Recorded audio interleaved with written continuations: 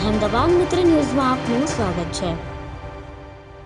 સુરતના પાંડેસરા વિસ્તારમાં તેરે નામ રોડના જ્વેલરી શોપમાં ફિલ્મી ઢબે 19 તોલા વજનના 13.23 લાખની કિંમતના સોનાના ઘરેણાંની ચોરી થતાં ચકચાર મચી ગઈ।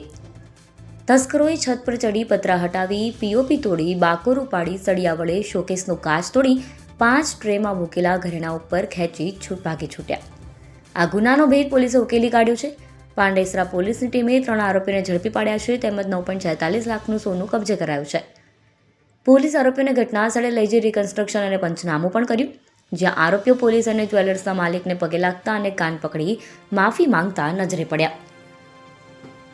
પોલીસને તપાસ દરમિયાન જાણવા મળ્યું કે આ ગુનામાં સંડોવાયેલા 3 આરોપીઓ દીપક ગુપ્તા, અરુણસિંહ તથા વિનીતસિંહ આ ગુનાને અંજામ આપી ઉત્તર પ્રદેશ ખાતે ભાગી ગયા છે, જેથી આરોપીઓને પકડવા માટે પાંડેસરા પોલીસની એક ટીમ ઉત્તર પ્રદેશ ગઈ, જ્યાં ઉત્તર પ્રદેશના રોબર્ટગંજ ખાતેથી આરોપી દીપુસિંહ રામદાસ, બુદ્ધિદાસ ગુપ્તા, વિનીતસિંહ, ઓમપ્રકાશ સિંઘ, કૈલાસસિંહ અને અરુણેન્દ્ર કુમાર મહેન્દ્રસિંહ રામપ્રીતસિંહને પોલીસે ઝડપી પાડ્યા।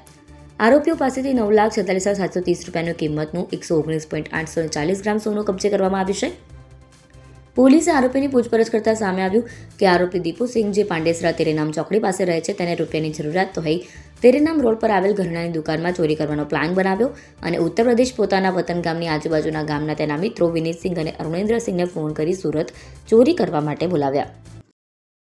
અહેમદાબાદ મિત્ર ન્યૂઝની યુટ્યુબ ચેનલને સબસ્ક્રાઇબ કરો અને બેલ આઇકોન જરૂરથી દબાવો, જેથી દરેક મહત્ત્વના વિડીયોની નોટિફિકેશન તમને મળતી રહે।